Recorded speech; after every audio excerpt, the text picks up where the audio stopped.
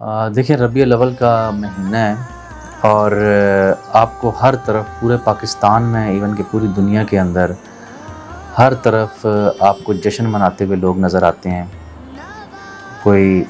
Lights لگا رہے ہیں، مسجدوں کے اوپر لائٹنگ کر رہے ہیں، گلیوں کو سجا رہے ہیں، گھروں کو سجا رہے ہیں،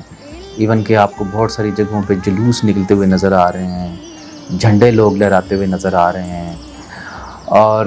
سیرت کی اگر بات کی جائے تو حضرت محمد صلی اللہ علیہ وسلم ایسی ہستی ہیں اور جو اللہ تعالیٰ کے بھیجے ہوئے آخری رسول ہیں، آخری نبی ہیں، اور ہم سارے حضرت محمد صلی اللہ علیہ وسلم کے امتی ہیں۔ اور حضرت محمد صلی اللہ علیہ وسلم کی سچائی، ان کی ایمانداری اور ان کا اخلاق اور ان کا پورا کریکٹر، یہ صرف مسلم نہیں، پوری دنیا ایون کہ کفار بھی اور باقی غیر مذہب بھی جتنے ہیں وہ بھی سارے اس چیز کی گواہی دیتے ہیں۔ دیکھیں آج کل سوشل میڈیا کا دور ہے اور گوگل ایک ایسا پلیٹ فارم ہے کہ پوری دنیا میں اس ٹائم ٹاپ سرچ انجن ہے وہ، اور یہ غیر مسلم کا بنایا ہوا پلیٹ فارم ہے گوگل۔ لیکن آپ آج بھی اگر گوگل کریں اور حضرت محمد صلی اللہ علیہ وآلہ وسلم آج بھی سرچ میں ٹاپ لسٹ میں آتے ہیں کہ دنیا کی تاریخ میں حضرت محمد صلی اللہ علیہ وسلم سب سے زیادہ سچے، سب سے زیادہ ایماندار، سب سے زیادہ با اخلاق ہستی ہیں۔ لیکن نبی پاک صلی اللہ علیہ وسلم اللہ پاک کے بھیجے ہوئے آخری رسول ہیں جو اس دنیا میں آئے اور لوگوں کو، بھٹکے ہوئے لوگوں کو صحیح رستے پہ لگایا۔ انہوں نے ایک پورا ضابطہ حیات لوگوں کو بتایا کہ آپ اپنی زندگی کن اصولوں پر گزاریں۔ انہوں نے پریکٹیکل کر کے دکھایا لوگوں کو۔ اور اس سے پہلے عرب کی جتنی بھی دنیا تھی وہ جہالت کے اندھیروں کے اندر ڈوبی ہوئی تھی، اس حد تک جہالت کے اندھیروں کے اندر ڈوبی ہوئی تھی کہ بہت سارے گھروں کے اندر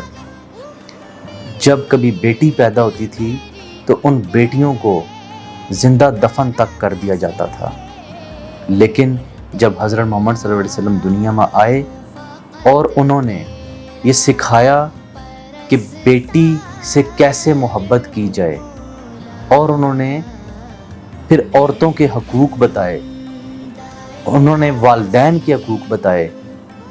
کیونکہ والدین اپنی پوری جوانی، اپنی پوری زندگی اپنے بچوں کے لیے لگا دیتے ہیں،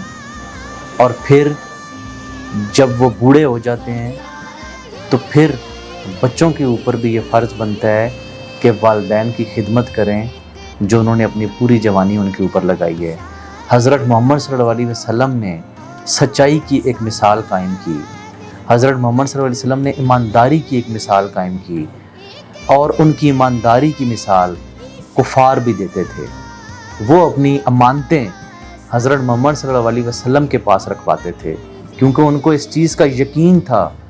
کہ حضرت محمد صلی اللہ علیہ وآلہ وسلم سے زیادہ اور کوئی ایماندار نہیں ہے۔ کیونکہ آپ سب لوگوں کو ایک واقعہ پتہ ہوگا کہ ایک بڑھیا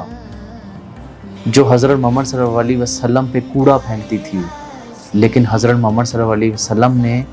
اس بڑھیا سے نفرت نہیں کی، اور جب ان کو ایک دن لگا کہ وہ گلی میں سے گزر رہے تھے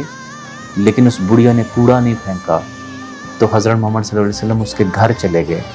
اور جب گھر گئے تو وہ بڑھیا بیمار تھی اور وہ بیماری کی وجہ سے کوڑا نہیں پھینک سکی، اور حضرت محمد صلی اللہ علیہ وسلم نے اس بڑھیا کی تیمارداری کی، اور وہ بڑھیا اس چیز سے متاثر ہو کر کہ اتنا با اخلاق انسان جس کے اوپر میں ہر روز کوڑا پھینکتی تھی، اور آج اگر کوڑا نہیں پھینکا تو وہ اس فکر میں میرے گھر آ گیا ہے کہ میں جا کے دیکھوں کہ بڑھیا کس حالت میں ہے، اور جب مجھے بیمار دیکھا تو میری تیمارداری کی، مجھے پوچھا، اور ان کا حسن اخلاق دیکھ کر متاثر ہو کر وہ بڑھیا ایمان لے آئی اور وہ بڑھیا مسلمان ہو گئی۔ تو یہ حضرت محمد صلی اللہ علیہ وسلم نے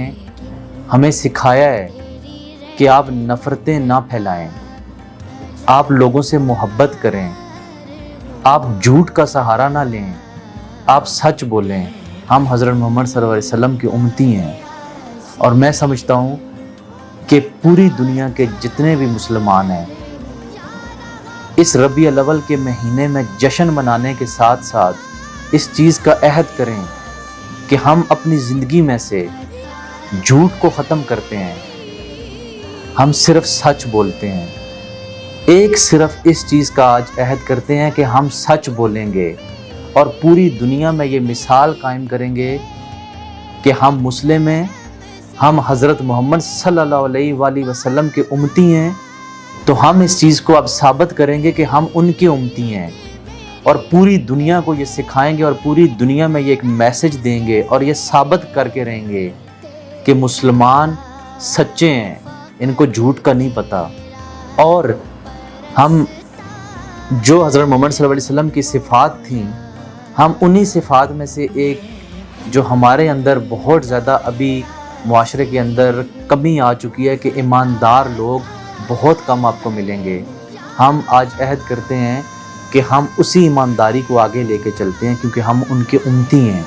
اور ہم پوری دنیا میں یہ میسج پہنچائیں گے کہ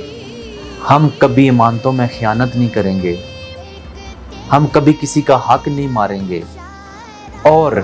میں یہ سمجھتا ہوں کہ اس خوشی کے ساتھ ساتھ ہم پوری دنیا کو یہ میسج دینا شروع کریں کہ حضرت محمد صلی اللہ علیہ وسلم نے ہمیں کیا سکھایا ہے۔ ہم اس جشن کے ساتھ ساتھ جو اپنا بجٹ ہم لوگوں نے سیٹ کیا ہوا ہے، لیکن اس میں سے تھوڑا سا بجٹ نکال کے ہم اپنے لیفٹ رائٹ دیکھیں کہ یہ جو گزشتہ رات گزری ہے، آیا کوئی ہمارے ارد گرد کوئی ایسا شخص تو نہیں ہے کہ جو رات کو بھوکا سو گیا ہو، جس نے کھانا نہ کھایا ہو، جس کے بچے بھوکے سو گئے ہوں۔ اسی بجٹ میں سے تھوڑا سا بجٹ نکال کے ان کو کھانا کھلا دیں۔ اپنے بچوں کو یہ سکھائیں کہ ہمارے مذہب نے اور ہمارے نبی صلی اللہ علیہ وسلم نے ہمیں یہ سکھایا ہے کہ اپنے ارد گرد دیکھیں، آپ کو اگر کسی کی ضرورت ہے تو اس کی مدد کے لیے کھڑے ہوں۔ ایک ایسی بہن، ایک ایسی بیٹی جس کے پاس وسائل نہیں تھے اور وہ اپنا کیریئر بنانے کے لیے پریشان تھی، اور آپ نے اپنے بجٹ میں سے تھوڑا سا بجٹ اس کی فیس پہ لگا دی ہے، اس کا ایڈمیشن ہو گیا ہے، اس کی ایجوکیشن کمپلیٹ ہو گئی ہے، اس کا کیریئر سیٹ کر دیا آپ نے۔ سیکنڈ پہ کوئی ایسی بہن بیٹی جو گھر بیٹھی ہوئی تھی، جس کا گھر آباد نہیں ہو رہا تھا، اس کے وسائل نہیں تھے، اس کے ماں باپ کے وسائل نہیں تھے کہ وہ اس کی شادی کر سکیں، لیکن آپ کی تھوڑی سی سپورٹ سے، آپ کے اس بجٹ میں سے تھوڑا سا بجٹ آپ نے ان کے اوپر لگایا ہے، اور اس بیٹی، اس بہن کا گھر آباد ہو گیا ہے۔ تو آپ ایک منٹ کے لیے بیٹھ کے سوچیں کہ اللہ پاک اور نبی پاک صلی اللہ علیہ وسلم کو آپ کے اس عمل سے کتنی خوشی ملے گی کہ ایک طرف آپ جشن بھی منا رہے ہیں، آپ کو اللہ پاک نے جو وسائل دیے ہیں اس وسائل کو بے شمار جگہوں پہ یوز کر رہے ہیں، لیکن آپ نے اسی اپنے فنڈ میں سے تھوڑا سا فنڈ صرف ان کاموں پہ لگایا ہے۔ تو کیا اللہ پاک کو خوشی ملے گی آپ کے اس عمل سے؟ کیا نبی پاک صلی اللہ علیہ وسلم آپ سے خوش ہوں گے کہ یہ میرا امتی ہے، یہ میرے نقش قدم پہ چل رہا ہے؟ اور آپ کے اس عمل سے جب ہم پوری مسلم کمیونٹی اس چیز کے اوپر فوکس رکھیں گے تو پوری دنیا کے اندر یہ میسج جانا شروع ہو جائے گا، ایون کہ مسلم کے علاوہ باقی جتنے مذاہب ہیں وہ بھی اس چیز کی مثال دینا شروع ہو جائیں گے کہ اگر اس دنیا میں کسی انسان کو تکلیف پہنچے گی، اگر کسی انسان کو کسی چیز کی ضرورت ہوگی، اس کے پاس وسائل نہیں ہوں گے، تو حضرت محمد صلی اللہ علیہ وسلم کے امتی یہ مسلم کھڑے ہوں گے اس کی مدد کرنے کے لیے۔ دیکھیں، انسان کو اللہ پاک نے اشرف المخلوقات پیدا کیا ہے، اور کسی بھی اللہ پاک کی مخلوق کو اگر کہیں پہ بھی ضرورت ہوگی، چاہے وہ کسی بھی مذہب سے تعلق رکھتا ہے،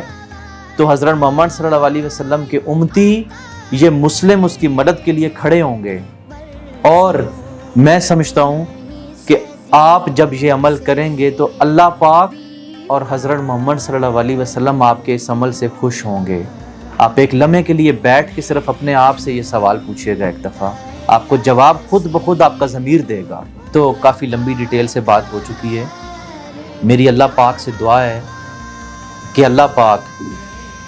ہم سب کو نبی پاک صلی اللہ علیہ وسلم کے بتائے ہوئے راستے پر چلنے کی توفیق عطا فرمائے، تاکہ ہم اپنی اور اپنی آنے والی نسلوں کی زندگیاں سنوار سکیں۔